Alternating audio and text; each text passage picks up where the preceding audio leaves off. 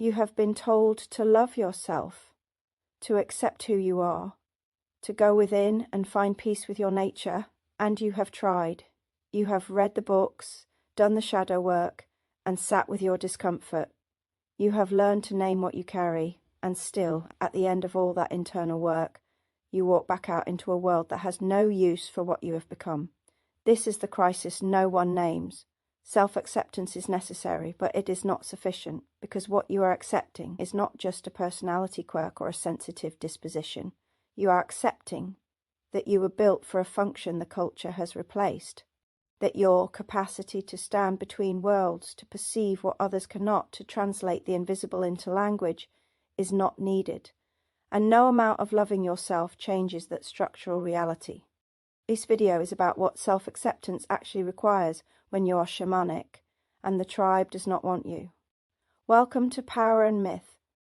There was a comment on the previous video, the one about INFJs as shamans without a culture, that said something true.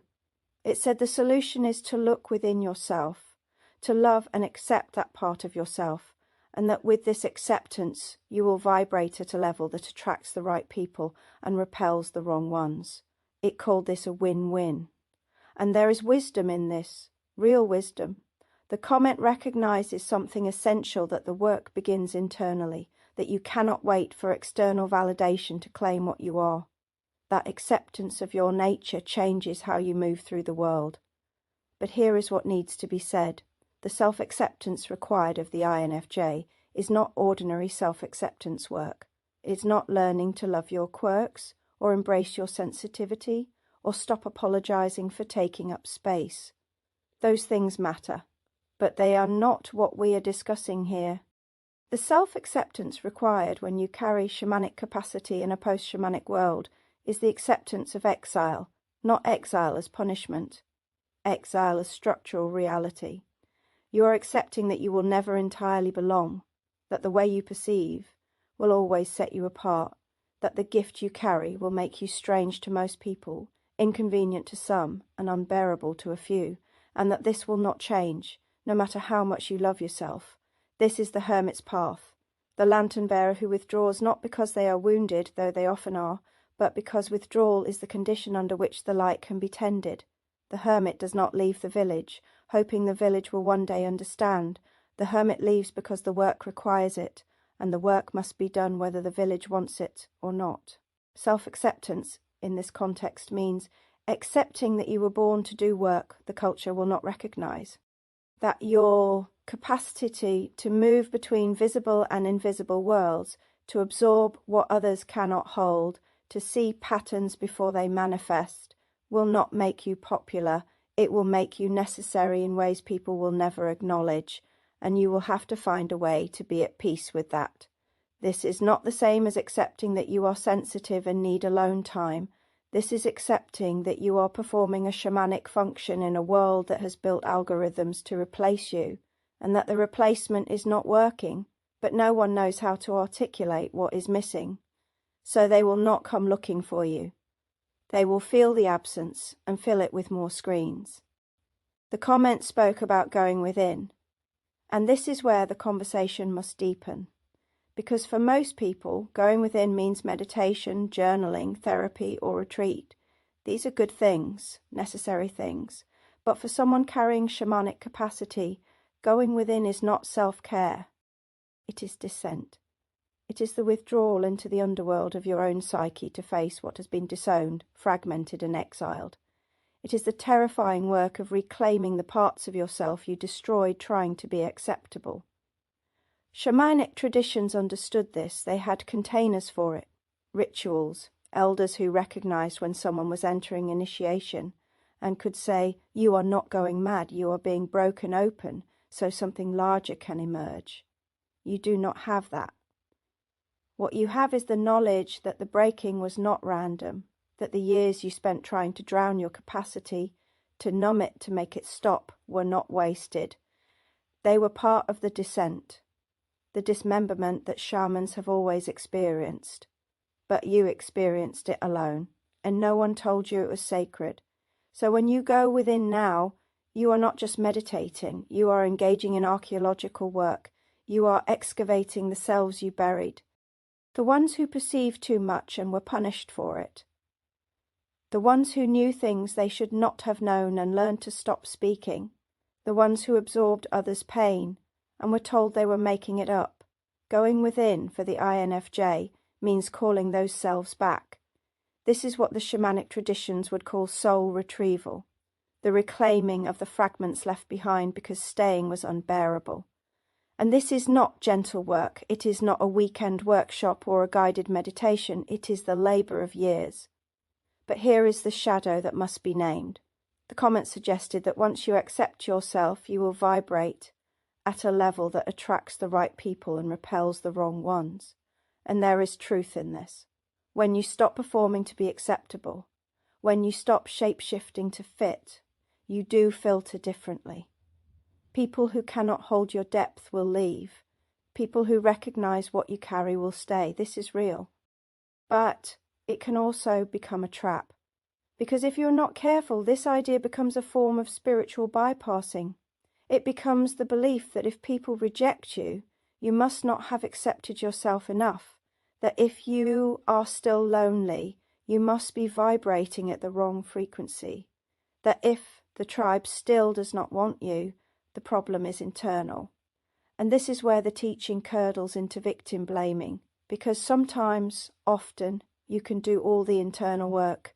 You can love yourself completely, you can own your capacity, name your gift and stop apologizing for your nature, and you will still be alone, not because you are vibrating wrong, but because the culture genuinely has no place for you. The shamanic traditions knew this too. The shaman was often isolated, respected, sometimes feared, but rarely fully integrated into ordinary village life. The shaman stood at the threshold. This was the structure of the role. And no amount of self-acceptance changed that. So yes, go within. Yes, accept what you are. Yes, stop trying to be someone you are not. But do not expect this to solve the loneliness. Do not expect the tribe to appear suddenly. The internal work is necessary because it allows you to hold your capacity without destroying yourself. It allows you to stop turning the gift against yourself. But it does not make you less alone. It makes you capable of bearing the aloneness without breaking. This is the wounded healer's inheritance. Chiron, in Greek mythology, carried an unhealable wound, and from that wound, the capacity to heal others emerged. But the wound did not close, it remained, and Chiron bore it. This is what self-acceptance means for the INFJ, not that the wound heals, not that the loneliness ends, but that you learn to carry it without letting it destroy you, that you turn it into medicine, not for yourself, for others, even when they do not know that is what they are receiving. And so we arrive at the question the comment did not answer. What do you actually do once you have accepted what you are? Once you understand that you carry shamanic capacity in a culture that has no use for it. Once you know that going within is not optional, that the dissent must be made, that the fragments must be called back, you create your own initiatory container. The shamanic traditions had structures, elders who recognized when someone was being called, rituals that took the breaking and made it sacred, communities that held space for the one who was descending, knowing they would return with medicine. You do not have that, but you are not without resources. You have the knowledge now. You know what you are experiencing. You know that your withdrawals are not depression, though they may feel like it. They are the hermit's necessary solitude. You know that your capacity to absorb others' emotions is not dysfunction. It is the wounded healer's inheritance. You know that your perception of patterns others cannot see is not paranoia. It is the seer's gift. And with this knowledge you can begin building the containers yourself, not by pretending to be a traditional shaman. You are not. You live in a modern, secular world, but by treating your experience as initiatory rather than pathological, by recognizing that when you descend into your own psychological underworld, you are doing the work shamans have always done, by understanding that your capacity needs training, not medicating, direction, not destruction. This is the work of solitary initiation. You are initiating yourself because no one else will do it. You are creating the rituals, the practices, the frameworks that allow you to work with your capacity rather than be worked over by it. And this does not mean rejecting help. If you need therapy, get it.